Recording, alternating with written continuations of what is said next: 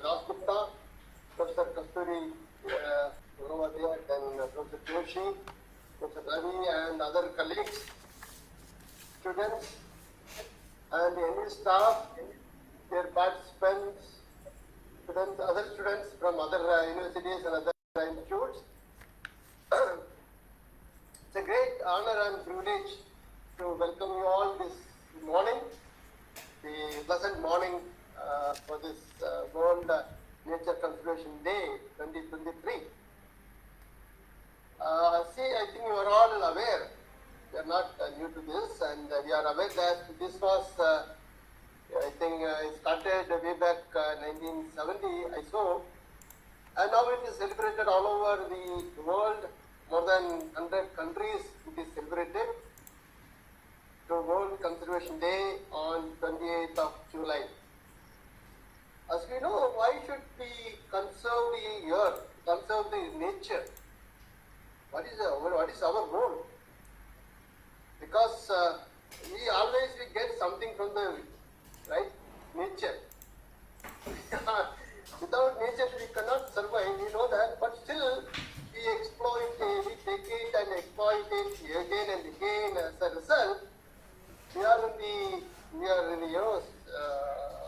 taking more from the resources. So as a result, we should have some kind of balance between the two. For the reason, we have to conserve the nature by way of protecting or resource management, etc.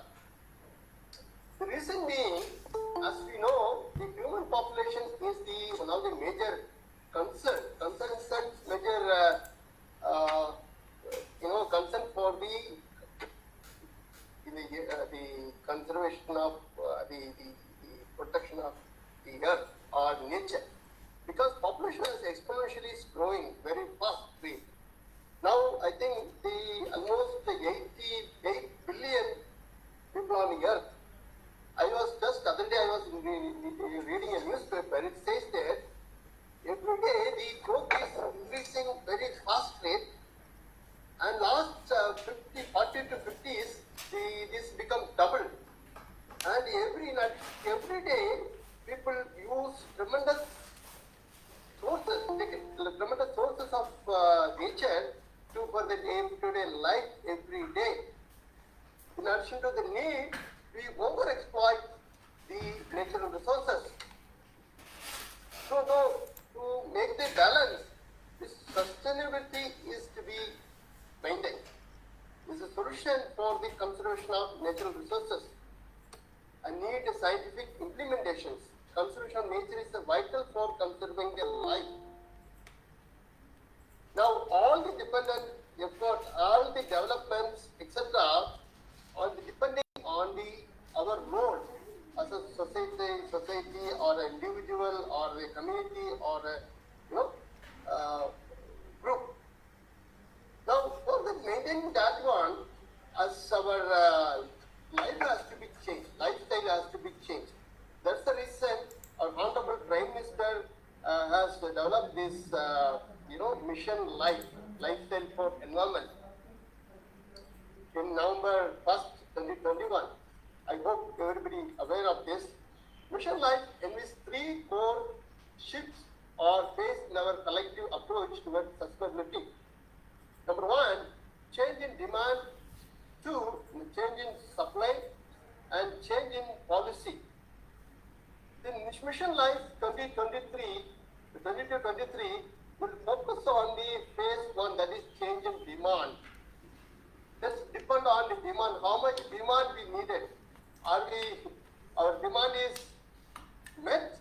Our demand is met for the enough, or we need more.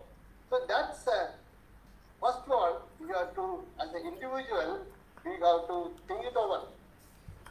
Now, Mission Life, as I said, we have to very carefully demand what we need. Now, how can you protect? When your demand is there, how can you, the demand is more, how can you exploit, how can you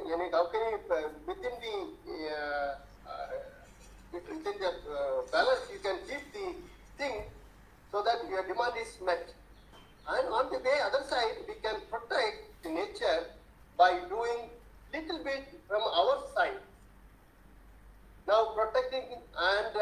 conserving and restoring the biodiversity. What are the way we can contribute to conserve the nature? See, simplest way, the other day my children, they were going to the school, they said, Papa, we need some plan for tree plantations. So I asked why. So my teacher told me to bring it. So to plant a tree. So it is starting from the school. The small boy, he doesn't know what is the conserving, what is the nature and all. But he is asking the school, taking the initiative to plant trees. So we can do it as a young environmentalist, responsible citizen of our country. We can do it. Take a step to reduce your waste by recycling or composting or using this reusable products, so that we can contribute little bit towards the protection or conserving the nature. And another that, switch over to energy efficient lights or resources, reduce your waste usage, switch off the lights, and when it's not necessary, when it's needed, we can use the windows open so that we can get the nature light, so that energy can be conserved. So with small contribution of every day from everyone, we can save our planet and regain the nature that we have been bestowed with. It will further pave the way for healthy living. I think I will not take much time. With a few words, I once again welcome all the participants to the webinar today. We are going to hear from Professor Dasgupta. He has kindly agreed to give a wonderful talk today. I think hope we'll have a fruitful discussion and conserve our earth for the future generations as well as the nature. Thank you so much. Thank you, sir. Thank you, sir. I now invite the EIACP co-coordinator, Professor Kasturi ma'am, to introduce the speaker. Ma'am. Can you hear me, no? Yeah, I'm not in Delhi. I'm sitting in a Kashmir, beautiful Kashmir, and actually I'm visiting Kashmir for 2 weeks and really enjoying nature. And rightly said, Professor Paulraj, you need to enjoy it, you need to preserve it. And it's my extreme pleasure to introduce Professor Sabyasachi Dasgupta, who is presently at Tripura University. His specialization is forestry. He has done MS and PhD both in forestry in the field of conservation ecology, sustainable development of the natural resources. To his credit, there is a lot to say, but in brief, I want to say that in his 20 years of journey, he published 41 research papers in international and national peer-reviewed journals. He brought a lot of projects here. His research work has been granted by almost all of the granting agencies like MoEF&CC, GST, New Coast, NMHS, and all state departments. And he does a lot of consultancy, like with NHPC, NTPC, IIT, etc. Apart from this academic career, and also he has 3 PhD has been submitted, and a lot of MSc research thesis has been guided by him. And apart from this academic study or academic research, he has also involved in a lot of administrative position, like head of the department, dean of students welfare, and also he is guiding and advising on several issues related to the development of the forestry sector, climate change, and he is member of various state level committees and various other committees. And with this small introduction, very brief introduction, I like to welcome Professor Sabyasachi Dasgupta for his webinar talk today. The title is the Beyond Boundaries, Collaborative Approaches to Climate Smart Nature Conservation. With this, please sir, we are waiting to hear you. I think it will be very fruitful conference today. Welcome, sir. Thank you all. So, shall I start or? Yes, you please start now. Yeah. I just want to share my slides. If we can Yes. read fast, then I can go ahead. Just a minute.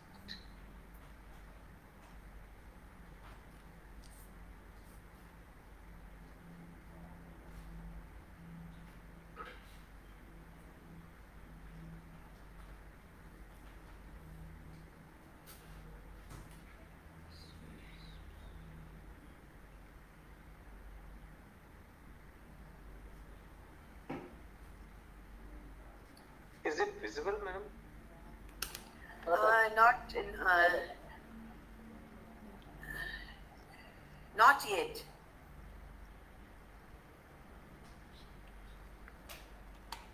Now? Yes. It is coming. Yeah.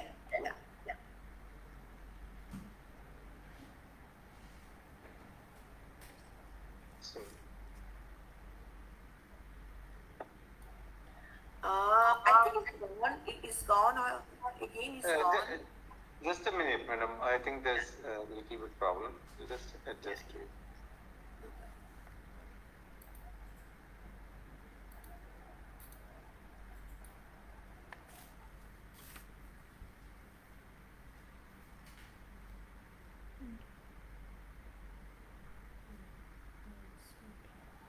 Now this is okay, madam? Yeah. Yes. Now it is visible. Yes.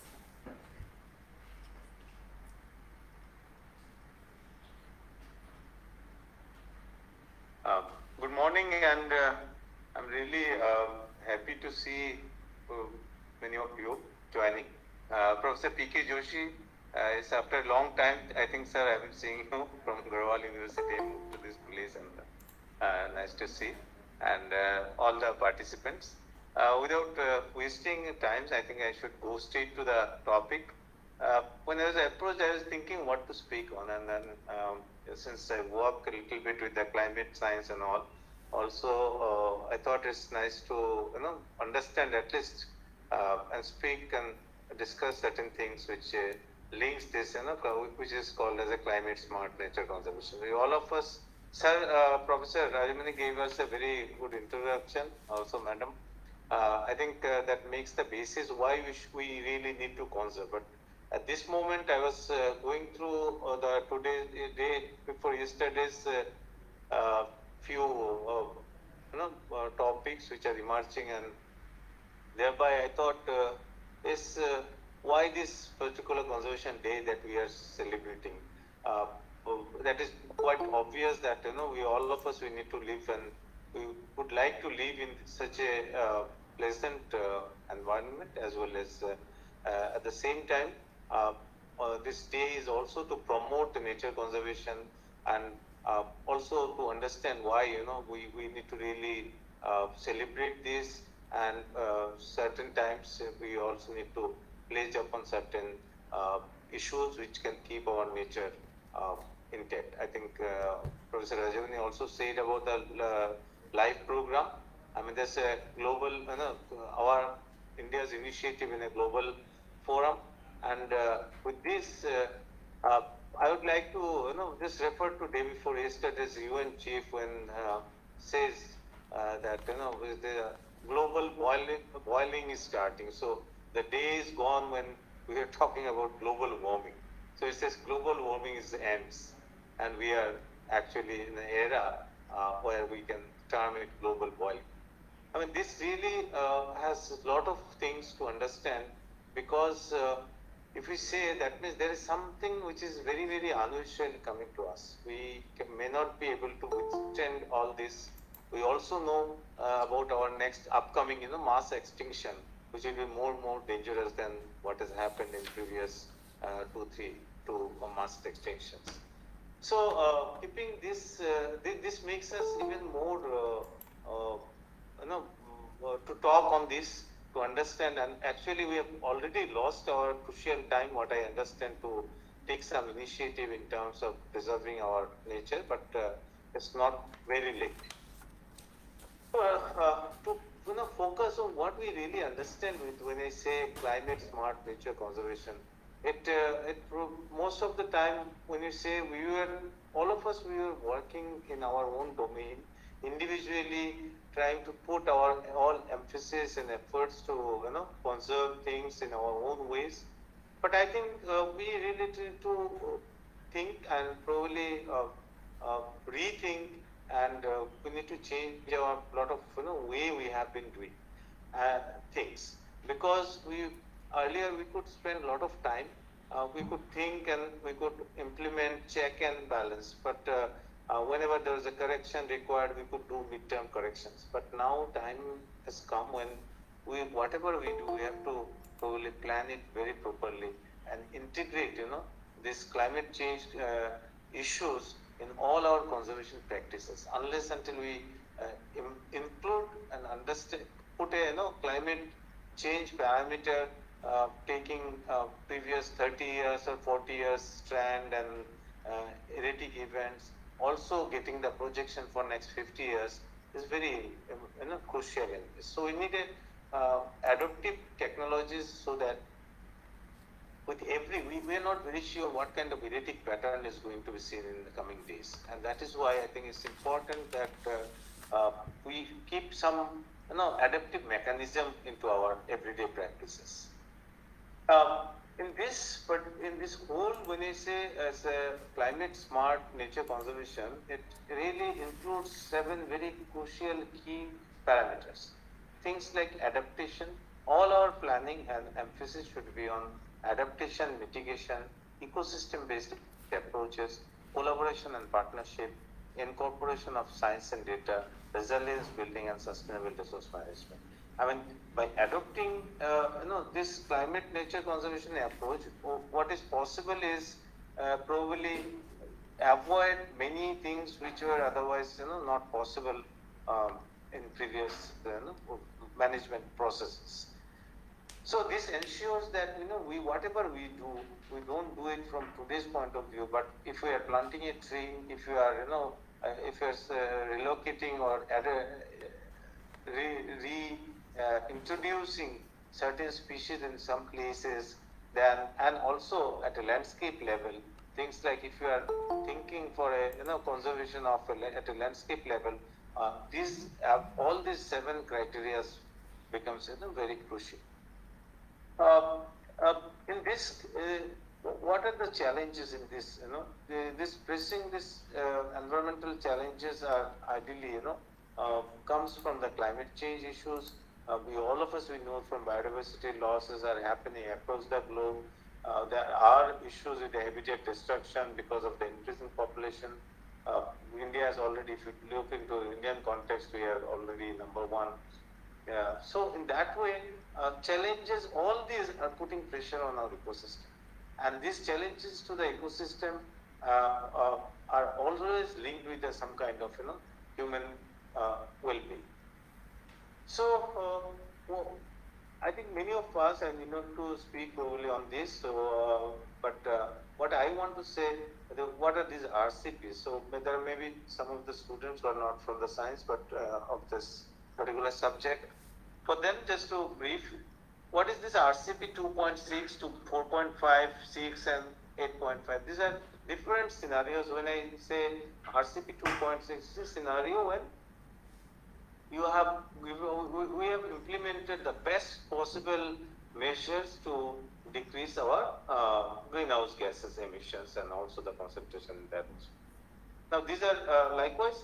So you can see what are the possibilities of greenhouse gas concentration if you do your best. If you do your best, we can probably decrease certain things, at certain level. But all this does not mean that global warming will not happen. I mean, the impact of this decrease will take some more time to get realized. And that is why, with best of our effort, one thing is sure that this RCP 2.6 is almost impossible scenario to me if I look into the development plans that are there across the globe. So the best possible what I can see is 4.5 in next some 20, 30 years time. But at the same time, what is important for us to understand is that what historical socioeconomic pathways is. I mean these are probably this shows us where we are moving.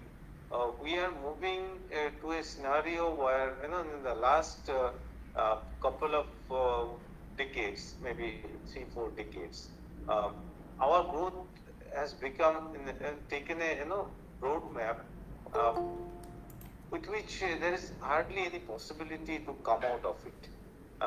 So we can expect that we will be growing, and our this will still be a priority. Economical growth, socioeconomic growth will still be a priority for next several decades.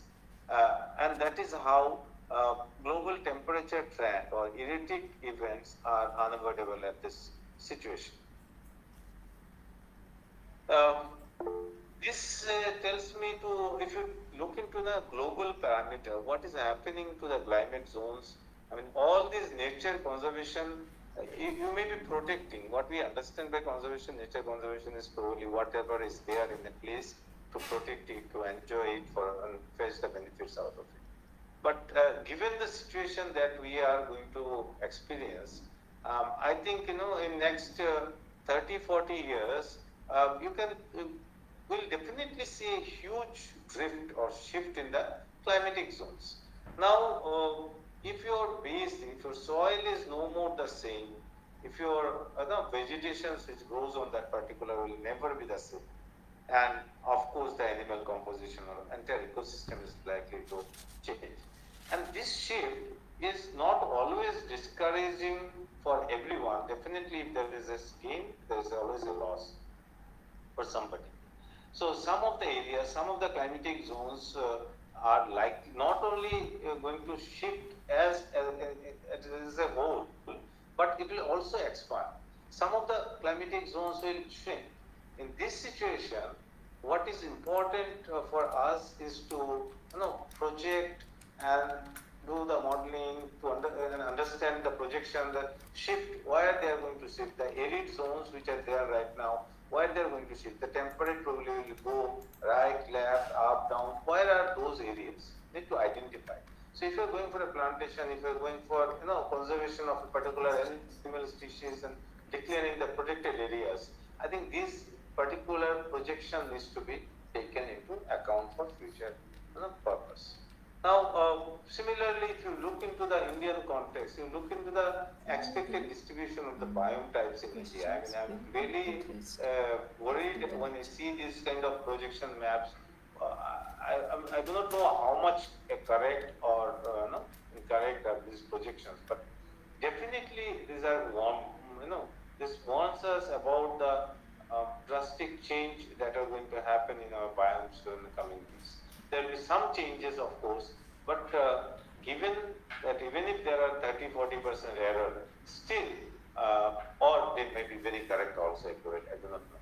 But if we take if we do not take these things into our consideration, whether it's agro-biodiversity or natural population, hardly there is any, and species are going through a different level of successions nowadays. Successional studies have shown that what we understood, what we learned as a part of successions are no more same. And they will may skip some of the species that we thought will come in between of successional stages. So at this stage, global biodiversity conservation, if you look, we understand that protected areas are the major things, and we really see first of all nature conservation. The moment we understand, we think of our protected areas within national parks, sanctuaries, other biosphere reserves, etc. So what has happened over a period of time? If you see from 2000 to last 2 decades, of course there's an increase, but where they have increased? Most of the time you see it has increased in the marine biodiversity, conservation areas. Protected areas overall looks is a very nice increase. We have increased about 15% in last 2 decades. But most of this increase are not in the terrestrial protected areas, because of course we human beings share the land resources, and we are the competitor for natural world, and that way we never thought ourselves as a part of this nature, and that way for the areas which are less inhabited, but definitely there are areas in the land also too, which has a very good potential to be conserved. But what I want to say in these areas, so we are still progressing. We are definitely trying to include more and more marine areas as a nature conservation efforts in terms of ENF project area network. Which was study which shows, there are a couple of studies of course, but when we understand the landscape, and specifically for common people, when we if you see which landscape or which nature is very, very interesting, you will always find that the species that they are talking, the landscape that those species which are occupying, it mostly are the areas with a very high level of, high number of endangered species. So whether it's a reptile, mammals, fishes, or butterflies, whatever it may be, but it's most of the time they are in a very pristine areas, and we put, we also identify areas having more endangered species and species with a conservation importance.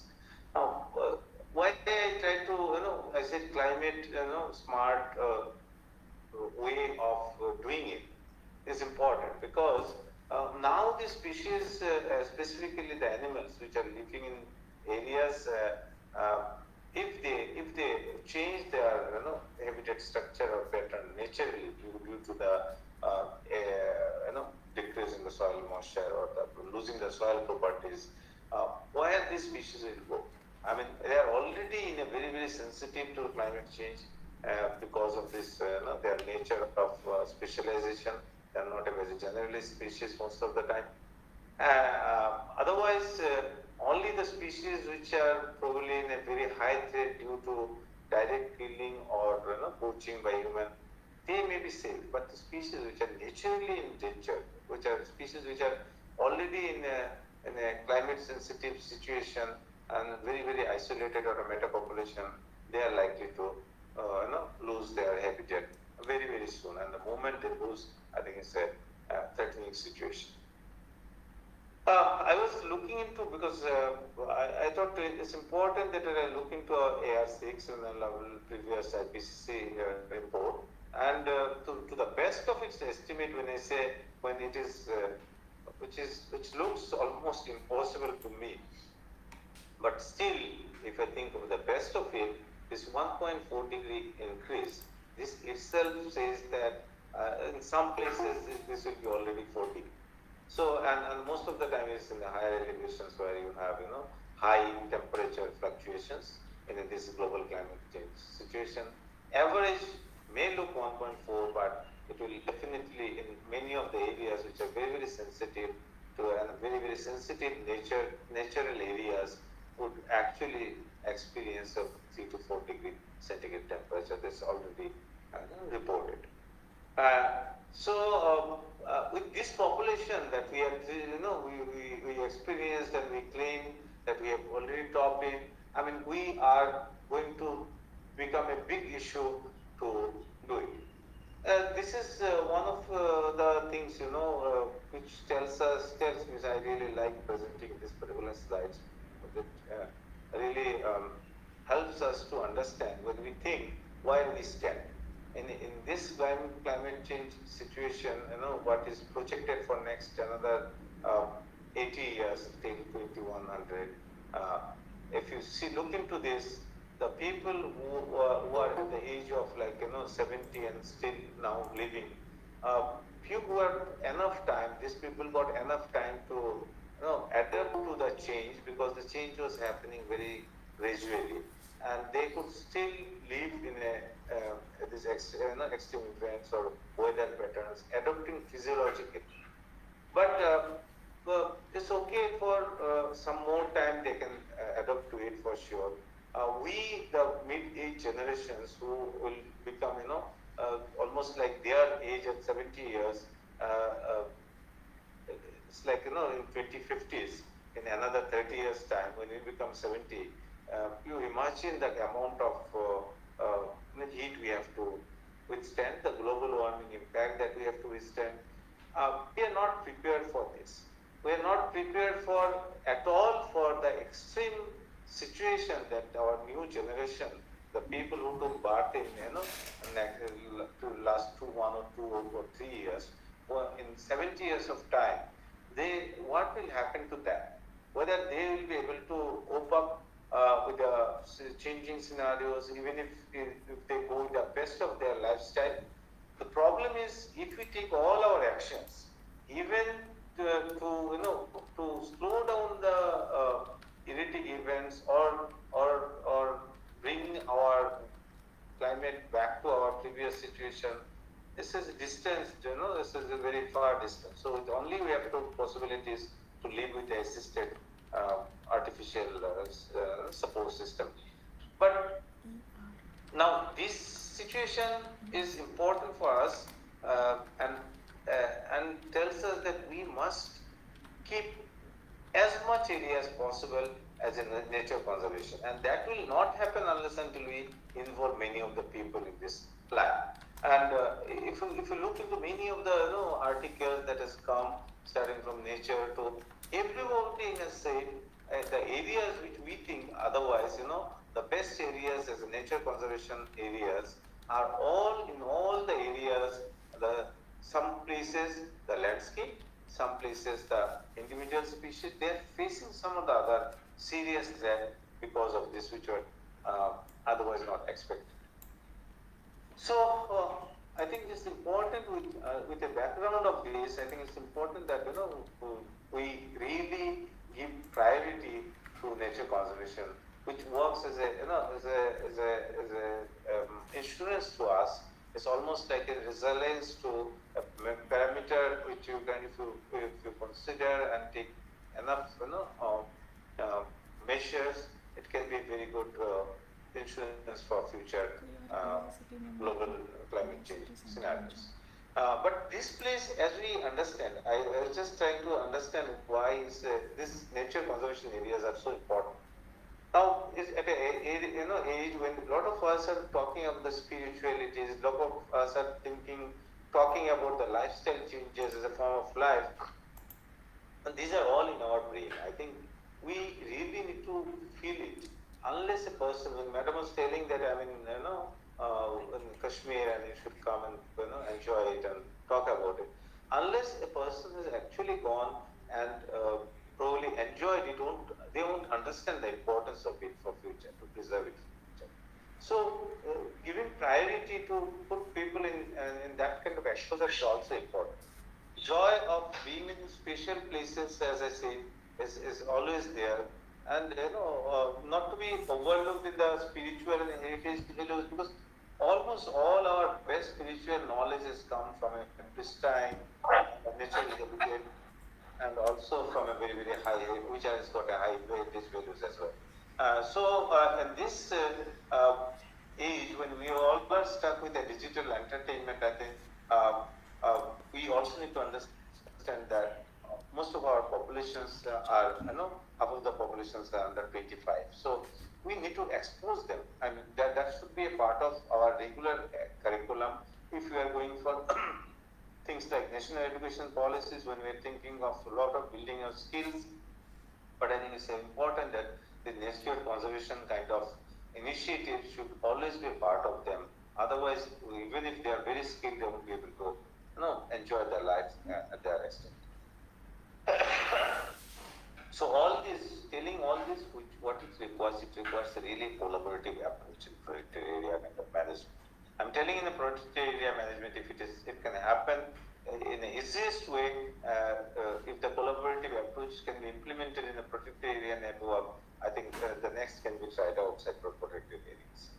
And what is the goal? Goal is to ultimately to protect not only what you see as ecosystem, but its process, its structure, and it's also the function. So all the natural function will certainly include their own, unless until we fetch some services from them, probably the society won't be supporting us to. So we need to really relook into the way we have been managing our protected areas. So it's, whether we fetch some benefit from them, or still we do manage the way we have been managing, not allowing anybody to do anything. Of course, there are some rights given in a sanctuary or some buffer areas, but still we need to relook into this so that human intervention can be made. I mean, I always say we really need to, since we the people have destroyed, and we can really correct it. So if we have destroyed the things, we are only responsible to correct it. And we have to let the people also enter, and with, of course, there will be some other glitch and some problems, but I think there should be some way out also to protect, and so that the functions of a system, rather than what you see apparently as a system, is maintained and done.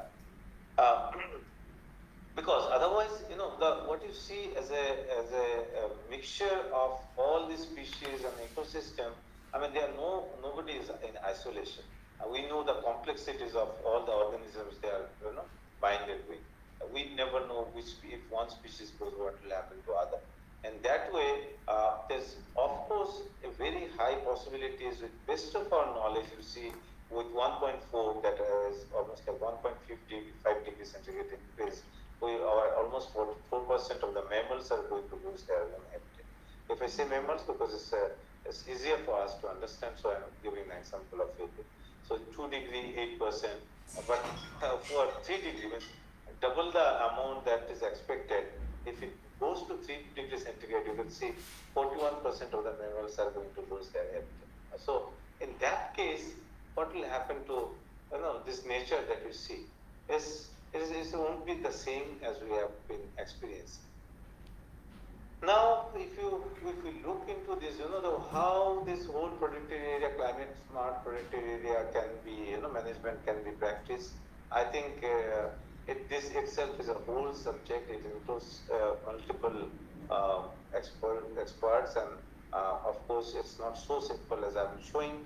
But what I want to tell in this case is we really need a strategic plan, and working with a persistence with the ensure the historical and current stages which we see is maintained. At the same time, we really need to accept the changes that are going to happen. Closing our eyes won't help us. That way, a decision can be scientifically, challenging and emotionally agonizing, that as I say, but at times we have to really do. And life as which talks about changing our lifestyle is one which requires a whole set of change in our paradigm shift is required for that purpose. So what it requires a partnering to deploy technologies and better data to protect forests. So who could be the partner? You can think of involving all these people, technological organizations like Google, the university, the forest. These are success stories. I mean, they came together, they built up a model for this kind of protected areas, which includes a university, NGO. This is what I'm showing here, like technology development with better data can better protect the areas. These are all success stories, mobilizing public and private investment to advance global climate solutions, collaborating to uncover the intersection between human health and deforestation, harnessing cross-sector collaboration to expand.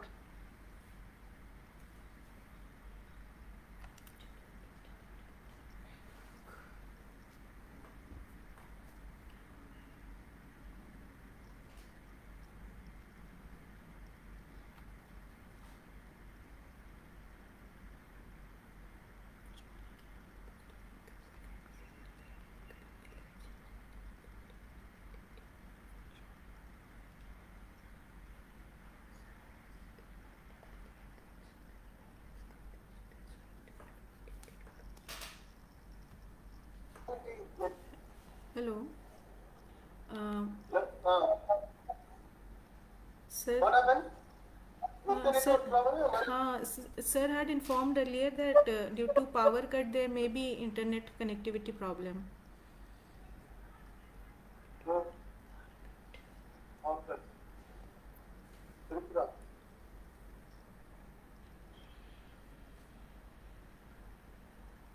What shall we do? All this time, we are going. We are contacting sir right now. We are contacting him, sir. So, then what we can do is we have another little conservative person, Mr. Joshi, to continue.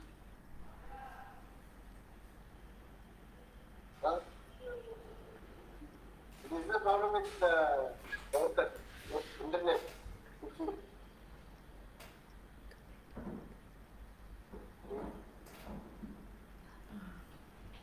Yeah.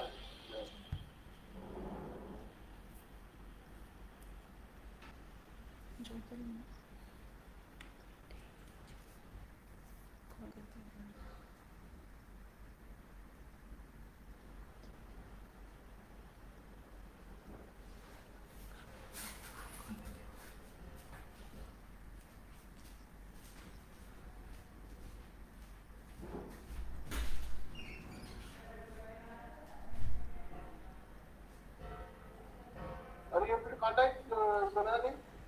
Yes, sir. We are calling him now.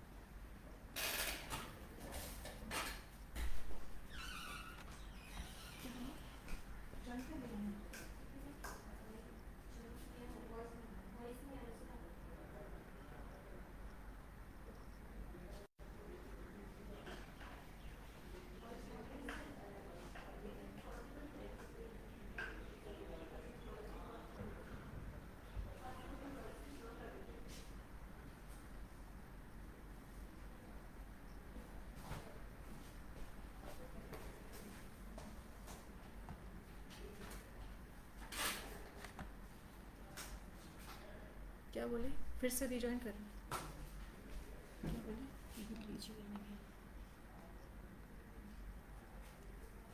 क्या बोले? He is rejoining again. तो join कर लिया.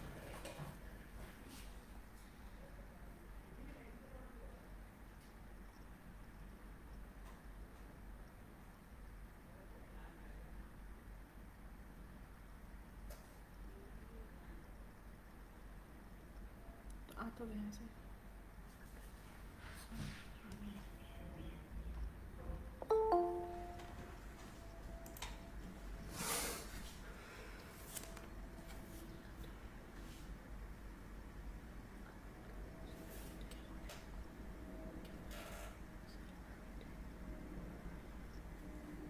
Hello sir, are you there? Sir, your voice is not audible. Please unmute yourself, sir.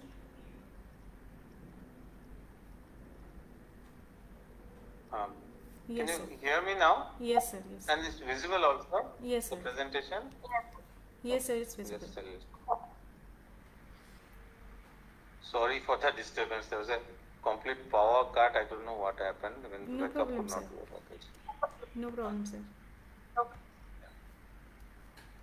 So I think I was here and okay. So that means we need a lot of tools to be developed for this purpose. When we talk about the climate smart nature conservation, I think we have certain tools which can integrate the understanding of the climate change and which requires understanding at the very first extent. We really need to prioritize at a landscape, at a species level, who are the more vulnerable, at least ranking them, knowing them individually. And when we know them and we understand the basic vulnerability status of every species, going for looking into their exposure level, and also hazards that which are possible, which hazards can be defined in many ways. I mean, we have only talked about the hazards in terms of climatic hazards like flood, drought, and extreme heat. As of now, those are all discussed and described for human, keeping human as a in its most of its as a justification. But I still think describing hazards for natural landscape requires much more definition. There are a lot of opportunities to work on this, and at least we can begin, start with a vulnerability assessment for all the species on the landscape at an ecosystem level, and then prioritize. We cannot work only for all, something we have to sacrifice, but certainly we need to work some more on defining the vulnerability hazards and exposure for all the landscape that we are talking about. In this case, major challenges are fragmented landscapes of importance for the nature conservation. I always tell that many a times when we plant, we think we are solving problems, but we never think planting trees also creates barrier for some, and also fragments the people, animals and the movement of species. Also, you might plant some trees without asking. It's like taking medicines without asking doctors as at your own. Just planting a tree without a proper prescription, or doing a landscape level management practice without having a proper technological understanding as well as the cultural understanding of the landscape may lead to a very disastrous situation. So it's a high time that we think and take it as a very serious science and work for this purpose. And as you know, all these, whatever the storages are, I mean, we always need to also understand that this conservation, nature conservation, and the climate change, when we integrate them, we need to understand also that all these forest areas or this entire land mass, including the oceans, there are a lot of areas having a very high storage of the carbon. We don't want to lose them in terms of decomposition or exposing them to atmosphere in the form of carbon dioxide and other. So that is why which areas to be conserved. Well, even an area might not look very refreshing, very wonderful for human, but if those areas having a very high level of carbon stored in that place, in order to save our atmosphere, I think those areas to be protected and given a priority. There are a lot of ways and means to do it. I mean, immediately what we need,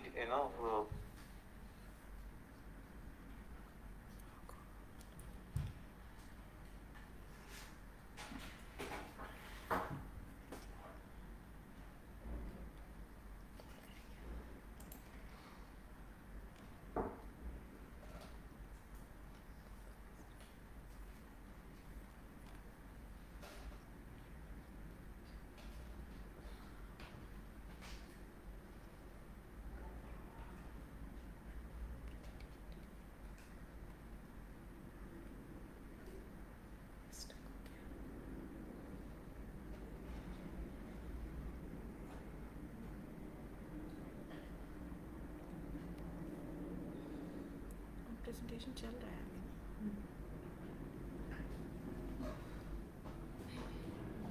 hello sir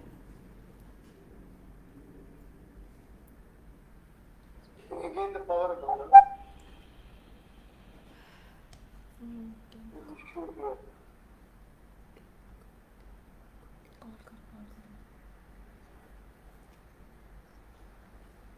Can I call him and send out? Yes sir, we are calling you.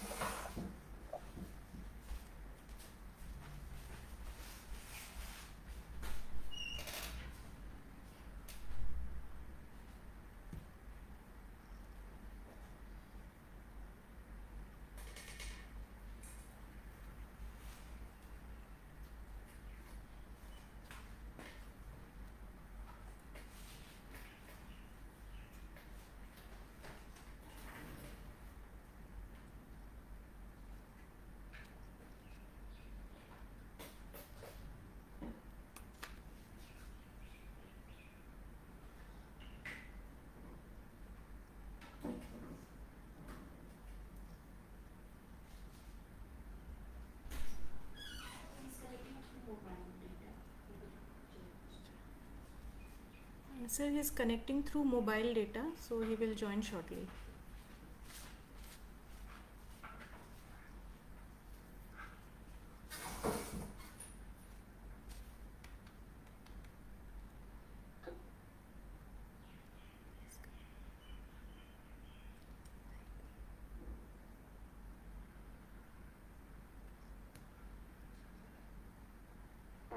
Done that.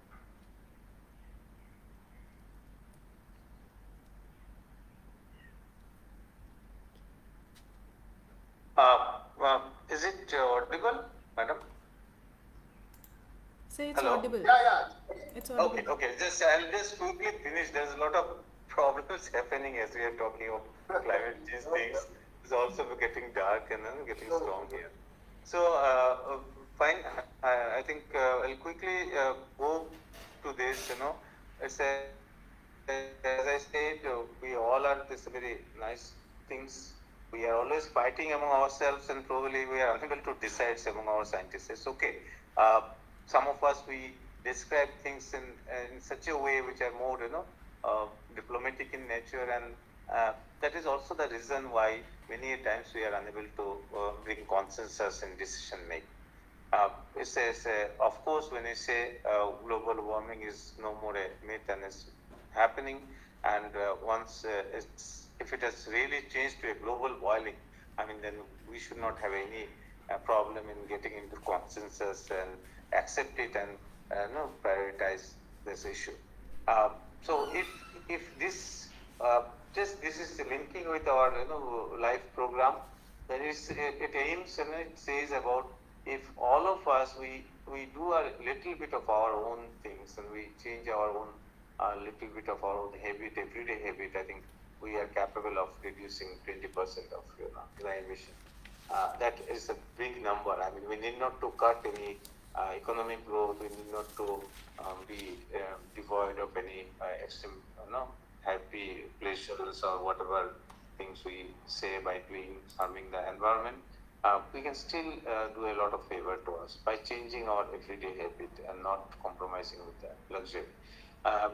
It is a time to really redefine what we really say is a progress, and consumption footprint are no longer hidden for us. We know whatever we are doing, we are really, how much good they are. So in that way, what are the opportunities? I just because I asked, Madam told me that there will be a lot of postgraduate students and all. I think there is no dearth of grants or scholarships or funding opportunities in these areas. I'm also sure that we who are in a little bit of position, who can take decision in different committees and all, we need to really look and fight and probably convince government that lot more financial grant and opportunities in the form of scholarships is required. Some kind of advantage to the people who want to work for nature conservation, not everybody going for high-tech jobs and all. Also, we can start integrating these people, the young researchers, to work who are nature enthusiasts, to work in technical fields. We can always ask these big techno giants to take, even though a nature enthusiast doesn't have a major role in their economy and all and other things in the upliftment of their industry, but I'm sure the people from with an interest, with a knowledge in these subjects can go and suggest and also work with the people who have never thought of what they are doing to the nature and how better they can contribute to the nature. With these things, what I think, if I have to really summarize, our actions will definitely define what we are going to face in future, and that way we need to understand what is smart nature conservation at this point. Working in silos will no more be a thing that will bring some good results to us. We really need to start thinking in a cross-border collaboration, because all these borders, more and more protection to the borders are actually putting a barrier in for a lot of animals to move, a lot of, all of a sudden, if you come to Tripura ever, you will find, you need not to have a, border. If you go to the Google Maps also, you'll find that, India looks completely different. The moment Tripura looks entirely different, and all around, since it's a Bangladesh, you can find out from the land use changes. So in 2 meters, nothing happens to the climate, but what happens is what we are doing in India and Tripura, and what government of Bangladesh is doing in Bangladesh is entirely different. So there's hardly any connectivity. There is no buffer areas for anybody to adjust, and that is how cross-border collaboration is extremely important. Engaging local communities, standing in, and again we have talked about it, but yet I think people need to be more engaged into it. Leveraging technologies, data, private sector partnership, policy advocacy. All these are, very, very important for us if we really want to not to lose our planet Earth in the coming days. So with this understanding, we will be able to live long, and we'll leave the other Earth for a very nice place, if not wonderful place for our future generation.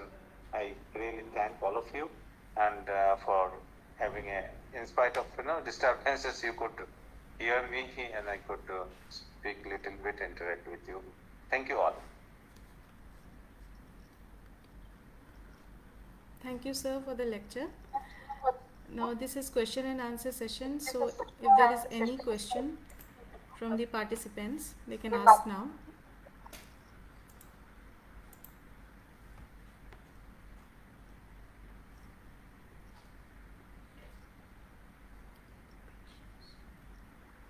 I think there was some problems in between. I was a bit asked actually. No, she said, no, sir. What even is managed. Thank you so much. Wonderful. Okay, if there are no questions, then. Sir, when the change, we are on the move towards the 4% 4 degree increase, or we are the 4 degree area now? Pardon, sir, I could not hear. Where we are now? We are moving towards the 4 degree temperature when it, something like that. Already, it's already 1.4, 1.5 we have crossed. In India, we have experienced 1.4 average, but also experienced about 4 degree high increase in the upper Himalaya region. So it's there. I mean, it depends on, average is 1.4, 1.5, but we have crossed in many years about 4 degree, which are extremely difficult.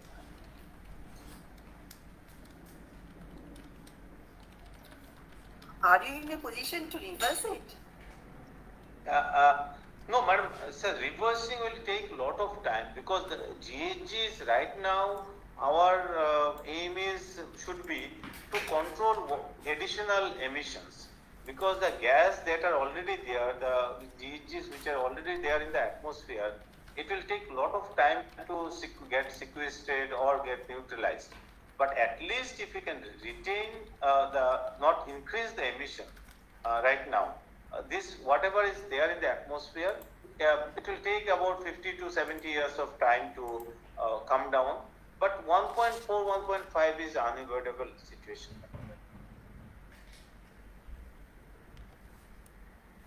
Most dangerous thing is because of the shifting of the biomes of the climatic zones that are predicted. It will start with the soil. In Tripura, if I see, because I'm working here for the last 3-4 years, what I saw areas which are still having, very high rainfall. I mean, one of the highest rainfall in the zone, but still the soil is getting drier and drier and drier because of the erratic pattern. Otherwise, like 10 mm rainfall used to happen in 24 hours. Now it happens in 5 minutes, 10 minutes, 20 minutes. And it goes washed off as a runoff from Indian territory to Bangladesh in no time. So hardly there is a retention. So it's not, average may look good, but extreme events are which is going to change the entire environment. More and more extreme events are happening. Looks like we are not more and more extreme things happening. Sudden things are happening. More number of episodes are more, getting more. Correct. Earlier, these extreme events were happening once in 5 years or 10 years. Now we'll see 3-4 extreme events in 1 or 2 years. Yes. So naturally, the nature which otherwise comes back and fights back to the extreme condition, it will take some time, at least few years to come back to the position. Now it is not getting that time. And because of that also the successive stages of the different ecosystems that are changing drastically. It is, if we say after species A, B will come, after B, C will come. Now something B is not getting enough time to come up in that place. So something else comes up, will come up. It will change the whole complexity. Yeah, loss of biodiversity, that's the most. Now, can we restore at least if you are maintaining that one, she will not. With the Restoration, they will shift. Of course, we need to prepare. When you talk about the PA connectivities or nature reserve connectivities, now suppose we are conserving something in a very arid areas, and nearby we know that the next arid area is going to be shifting in right side or left side of whatever area we are having right now. Probably we need to have a proper management plan to shift those species from this place to this. It will go automatically, but the management plans needs to focus on areas which are not yet arid areas. But the species which are in arid areas now, it will be more drier probably in future. It will move to some other places. But which are all other places, it requires an understanding of the vulnerability and also look into the hazard and exposure studies.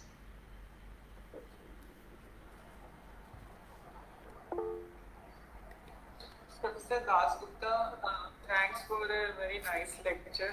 And I just have one query. Sir, you have shown that the conserved area, the area under protected areas is increasing more under marine portion as compared to terrestrial land. So why is it so, sir? Because the threat for the biodiversity in terrestrial area is also as equivalent to the threat to the biodiversity which is present in marine area. But we are increasing more protected area under marine sectors, marine, we will say aquatic side and less on terrestrial side. Can you give that? Yeah. So there are two causes. One is pretty easy for whenever there are less number of human beings involved in that use of that landscape, or so compared to terrestrial, definitely direct use of the marine ecosystem is less with the human being. So easier to define and declare, and also all of us, we have a mandate to go for more and more increasing in protected areas. So there are also global commitments to a country. So whatever is there in their control, people are doing. Second is also not only for this purpose, but as we know, the primary productivity of marine areas are also very high as compared to specifically if they are close to the terrestrial areas. So that way, it is first of all it is easier to define and protect, because there is hardly any, very few human direct interventions into it. Before it get lost because of fishing or over harvesting of the resources, we will try to protect. And it's also highly unexplored areas compared to terrestrial. Marine areas are least explored. So we need to protect the areas much more which are still very much unexplored, so that we can save those species. These are two basic reasons why. And terrestrial, defining whatever we have in terrestrial ecosystem, this is why I say this, we need a collaborative approach. Keeping human outside protected area network and then conserving in toto, it will not help probably any climate change situation, because the areas which we thought is the best possible areas for those animals will not be the same in coming years. So this is probably the reason. Thank you, sir.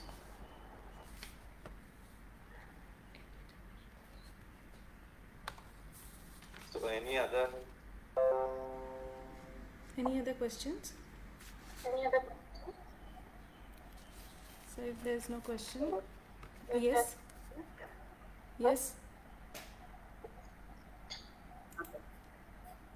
Yes, please ask your question, Mr. Sonu.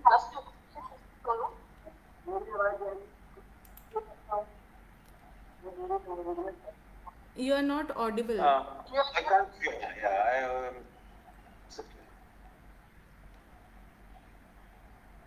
हमारी आवाज आ रही है? हाँ, अब आ रही है आपकी आवाज़. मैं सबसे क्या हिंदी लैंग्वेज में बोल सकता हूँ. हिंदी लैंग्वेज में सर मैं बात कर सकता हूँ. कट के आ रहा है शायद. I cannot hear you properly. आपकी आवाज़ नहीं आ रही. आप कुछ चैट बॉक्स पे अपना क्वेश्चन लिख दीजिए. अब हमारी आवाज आ रही है? हेलो. हाँ, अब बताइए. सर आपका जो प्रेजेंटेशन था वो काफी भी इंफॉर्मेटिव था. मैं चाहता हूँ कि अगर आपका कॉन्टेक्ट नंबर मुझे मिल जाए ताकि आप अपनी पीपीटी मुझे दे सकें तो मैं उसे शेयर करूंगा. तो बहुत सारे व्यूज ऐसे हैं जो मुझे बहुत उसमें पसंद आया है और वो बहुत इंफॉर्मेटिव व्यू था उसमें लिखा हुआ. तो मैं चाहूंगा सर कि अगर आप अपना कॉन्टेक्ट नंबर शेयर करेंगे तो मैं आपसे पीपीटी सर चाहूंगा लेना. आपकी पीपीटी. ठीक है. मैं शेयर कर उसमें पीपीटी में ही था. अदरवाइज मैं ऑर्गेनाइजर को भी दे देता हूँ. You can collect it from them. Otherwise मेरे प्रेजेंटेशन मैं दे दूंगा. कोई इसमें कोई इशू नहीं है. I can also there already. मैं पटना बिहार से जुड़ा हुआ हूँ और मैं हिंदी पत्रकारिता और जनसंचार का विद्यार्थी हूँ सर. अच्छा, ठीक है. तो मेरा पावर पॉइंट शायद शेयर किया हुआ है. यहाँ पे आप देख लीजिए चैट बॉक्स में. We are actually live on Facebook, so the recorded video will be available there. Okay ma'am. Okay. आप YouTube का लिंक अगर इसमें साझा कर दे चैट बॉक्स में तो मैं उसे सब्सक्राइब कर भी लूंगा. ओके. हाँ, YouTube पे भी अवेलेबल है. ओके. चैट बॉक्स में मैम YouTube का लिंक जो है आप शेयर कर दे ताकि मैं उसे ओके, हम शेयर कर देंगे चैट बॉक्स पे. YouTube का लिंक हम शेयर कर देंगे. Okay. Thank you. So thank you, sir. Is there any more question? Okay, thank you, sir, for the informative and engaging lecture, where you talked about the climate change, the severity of its impact, and the necessity of conservation, nature conservation for climate change mitigation. Thank you so much for giving us your valuable time. And I would just want to, I would like to inform everyone that there's one more lecture at 4 p.m. On wildlife forensics as a tool for nature conservation. It will be given by Professor S.K. Gupta of Wildlife Institute of India. So it would be great that if you can join this webinar too. Now I would like to thank the EIACP coordinator, Professor Paul Raj sir, and the co-coordinator, Professor Kasturi ma'am, for always guiding us and giving valuable suggestions and for making this webinar happen. And I would like to thank Ministry of Environment, Forest and Climate Change for financial assistance. I thank all the faculties of School of Environmental Sciences, JNU, students and all the attendees for joining the lecture. Professor Usha ma'am, Professor Joshi sir, Dr. Ravi Kumar Umrao sir, Dr. Ram Pravesh sir, Dr. Vikram Sen Sahu sir has also attended this webinar. I like to thank all these faculties, and last but not the least, I thank the team of EIACP JNU in the office, Ms. Sandhya, Ms. Ruchika, Mr. Ajmal for their work and making this webinar successful. Thank you so much. Thank you all. Thank you and hope to meet you in person sometime. Yeah, please go.